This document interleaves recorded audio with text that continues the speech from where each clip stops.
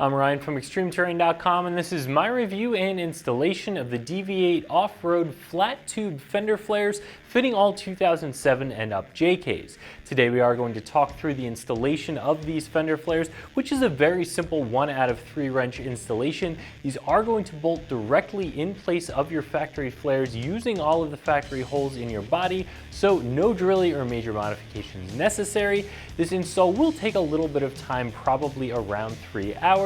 However, overall an easy install, and we'll talk a little bit more about the installation in just a second. We're also going to talk through the construction and a few of the features of these flares. There are a couple of benefits to running a flat fender flare. The biggest one is some additional up travel before your tire were to hit your flare.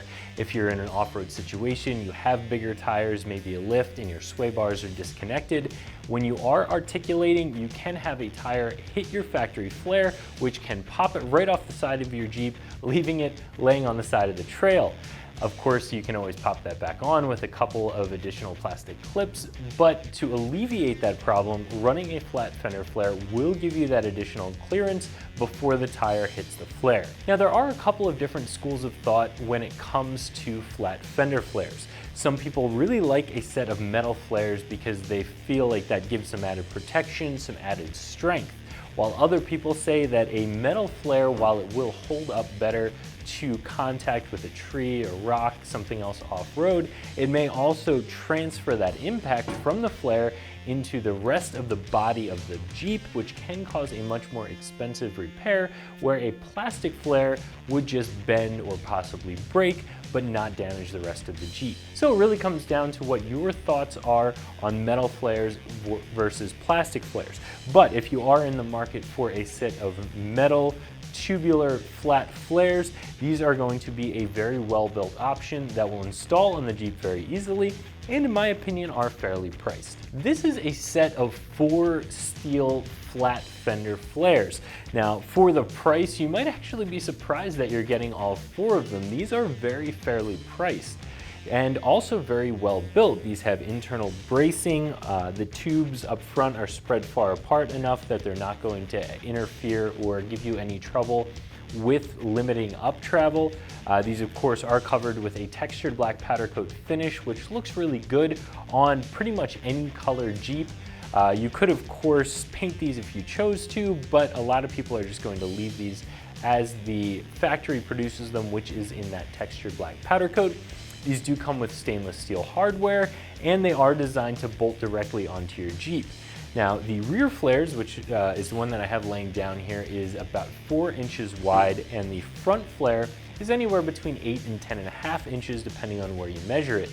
Now, these are the Gen 2 flares from Deviate, which are going to be a little bit wider than their first generation flares, which is a really nice feature for those of you who need complete tire coverage in order to remain legal on the road, or just those of you who like to have some additional tire coverage to keep the tires from throwing junk up on the side of your Jeep. Now, one thing you are going to have to consider with these flares is what you're going to do with your front marker light. The marker light that's in the factory fender flare doesn't have a spot to go when you're installing these flat metal flares. Deviate does include a small bracket, but it won't accept your factory light. You will have to purchase an aftermarket LED light, so again, that is just something to consider. But other than the light, Deviate did think of a lot with these flares. In fact, they include a rubber gasket that's going to go between the flare and the rest of the body of your Jeep, which is going to help keep the flare from chafing your factory paint, which is really nice. That means that if you do decide to take these off, go back to a factory flare or go to a different style flare, you're not going to have a destroyed paint job underneath where your flares were mounted. Now, these flares again are a set of 4, and it's a set of 4 that's going to mount on either a 2-door or a 4-door JK. Some other flare manufacturers have only been able to make a rear flare that will fit on either the 2-door or the 4-door because they are a slightly different body style.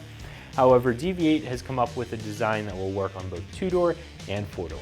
So to get these installed on your Jeep, again, is a 1 out of 3 wrench install, even though you will have probably 3 hours into it. You're going to need some hand tools, but other than that, again, because this is bolt-on, not a lot of specialty tools necessary. The first step is going to be, of course, removing your factory fender flares. which you'll do by removing a couple of bolts up front.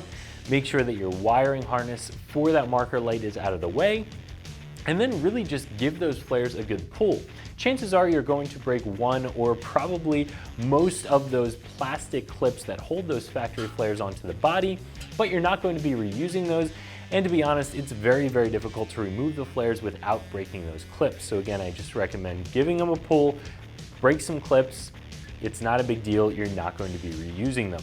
After that, you can go through with a trim tool and remove the remaining clips that's left in the body, because you are going to be using those holes to bolt your new flares into place. Now, these do not have explicit instructions on how to trim your factory inner fender liners to use them with these flares. So you can get creative and go ahead and trim those and try and make them work, or remove them completely. Deviate does offer an aluminum inner fender liner that I really like the looks of, that you could certainly bolt up with these flares. Getting back to the install, the next step is going to be installing that rubber gasket material on your flare. Once that's installed, it's really just a matter of holding the flare up to the side of the Jeep and using the included stainless steel hardware to bolt it on. The rear is a very similar process. All you're going to need to do, again, remove any bolts that might be in the way, but in the rear it's just mostly those plastic clips. Give the flare a pull, get rid of that inner fender liner, hold the new one up to the Jeep after installing your gasket, and bolt it up with the included hardware. Because this is an easy bolt-on installation, you're not installing any nut certs in the body, you're not drilling any additional holes in the body. This is going to be a very simple install that anybody can do in your driveway. As far as the price you have to pay for these flares, I think it's really fair. You're getting 4 metal fender flares for what a high-end plastic flare will go for. And a lot of the metal flares out there are going to be more expensive than these are by the time you purchase both the front and the rear. And with this, you are getting a really high quality piece with a quality powder coat finish. You're getting that stainless hardware, so it is a very all-inclusive set. I think that these are very fairly priced, but anytime you're looking at a metal flare, you are going to be in that $600 to $700 range. So as long as you're comfortable with that, I think that these are well built and worth a look. So if you're looking to install a set of flat fender flares and you like the idea of a solid metal set, these are going to be a nice set to take a look at. These are going to increase up travel and drastically change the look of your Jeep, all while being an easy bolt-on installation. So that's my review of the Deviate flat tube fender flare fitting all 2007 and up JKs that you can find right here at extremeterrain.com.